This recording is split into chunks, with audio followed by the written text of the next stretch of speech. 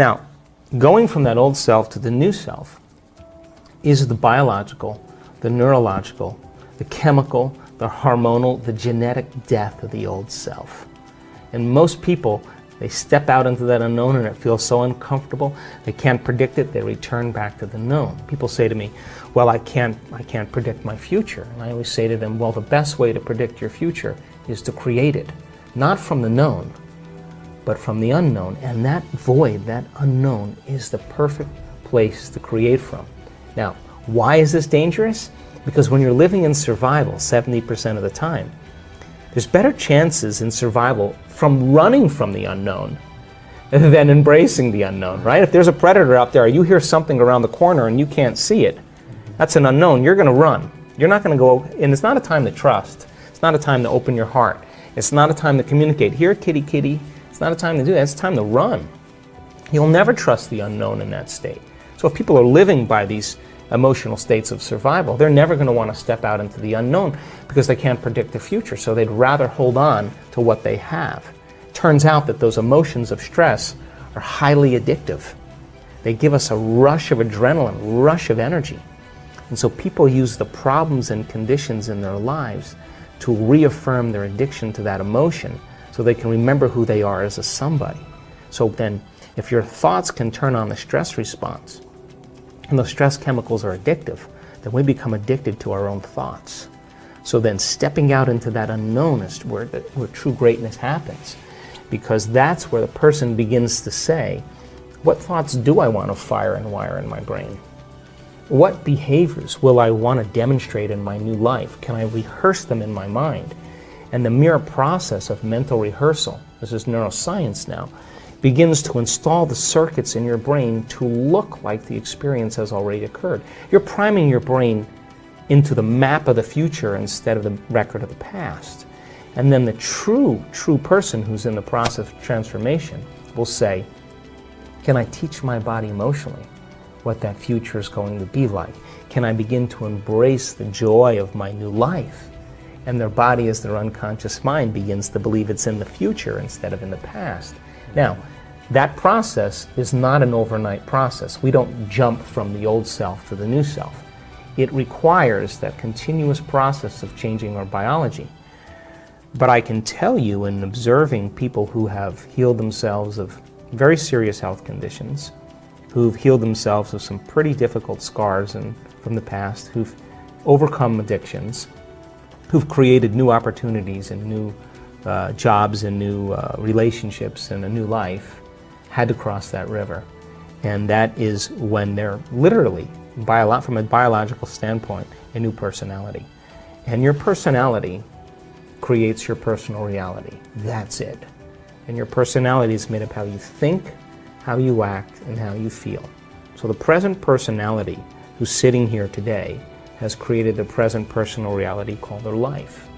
Which means then, if you want to create a new personal reality, you got to change your personality. And that means you got to start thinking about what you've been thinking about and change it. Look at your unconscious habits and behaviors, what you say, what you do, and become conscious of it. And change them. And look at the emotions that have kept you anchored to the past and decide if those emotions belong in your future. And I think the biggest problem is that most people try to create a new personal reality as the same personality, and it doesn't work. So then as we begin to demystify this, and the person starts to say, oh my God, the disease that I have is because it's connected to this personality. Is it possible that if I change my personality, just like a person with a multiple personality disorder, who has an allergy to nylon stockings in one personality and type 1 diabetes in another, is it possible then if I change my personality, that the disease exists in the old personality and I'm literally someone else? Is it possible then from a biological standpoint that they're healed and changed? So to answer the question, it's difficult because we're breaking out of a biological mold. It's difficult because most people don't know that they have within their reach all the tools to do it, because they have, number 3, been conditioned on some level to believe that the new hairstyle or the new type of beer they're going to drink or the sports car or whatever it is going to change their state. And that's the hypnosis. And when I wrote The Placebo, You Are the Placebo, the biggest thing that I walked away with after writing that book was how hypnotized and programmed we really are. And that's bothered me ever since I wrote the book, because people watch things in their external environment and they accept, believe, and surrender to that information without any analysis, and they're programmed. And so when you and I start waking up and say no to those programs, and we start to think that we're maybe a little bit more unlimited than we're given credit for, and it's not driven for profits or self-interest, but when people start to wake up and say, hey, you know, I healed myself of this condition, I healed myself of Parkinson's, I healed myself of lupus, I've healed myself of cancer, I've healed myself of rheumatoid arthritis, I've healed myself of chronic pain, I healed myself of food allergies. Hey, yeah, I was abused as a child, yeah, that's right, I was beat up by a violent father, and I lived in vulnerability and fear for the last 25 years, but that fear has signaled the wrong gene, and I developed this genetic condition. The doctors said I had no way of healing. But when I overcame that fear and I broke out of it, I started to signal new genes in new ways, and that disease doesn't exist. Let me tell you, if you listen to that woman's story, and you listen to all the trials that she had gone through, and how she overcame herself, and she reached a place of such wholeness and self-satisfaction that she could care less if she had the disease, and that's the moment it went away, and you listen to that story, it's going to give you permission on some level that it's possible for you to do the same. You see someone dance the salsa well, you'll dance the salsa better. You see someone hit a golf ball like Rory, you'll hit a golf ball better. You see someone lead with love and compassion in their life, you will lead with love and compassion in your life. You see someone stand on a stage in front of 500 people and talk about how they overcame their cancer after their husband committed suicide, and the 3 years that it took her to do it, you will be inspired that it's possible for you. So then it has to start with a new consciousness, and that it's going to come from common people doing the uncommon. And I believe that you don't have to be a Buddhist monk, you don't have to be a nun with 40 years of devotion, you don't have to be a religious scholar, you don't have to be a researcher, you don't have to have a PhD to do this.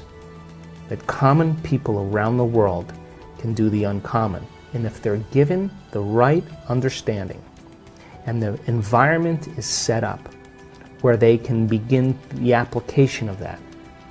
And I have looked at over 1,000 brain scans of people in meditation, and I can tell you that you and I are at our absolute best when we get beyond our analytical mind, when we get beyond ourselves. That's the moment that the brain gets so organized and so coherent. The front of the brain's talking to the back of the brain, the right side of the brain's talking to the left side of the brain. There's this synchronization, this psychic union going on. It's like a flow. And the person has tears of joy rolling down their face. That gestalt moment, that transcendent event for the person is completely subjective. But my interest is measuring that subjective experience. Sure. And we're capturing amplitudes of energy in people's brains that are 26,000 to 40,000 times normal during that experience. Now, they can't make their brain do that. It's happening to them. And the inner event that's happening to them is more real than any past event. And that's the moment I know their belief is changing.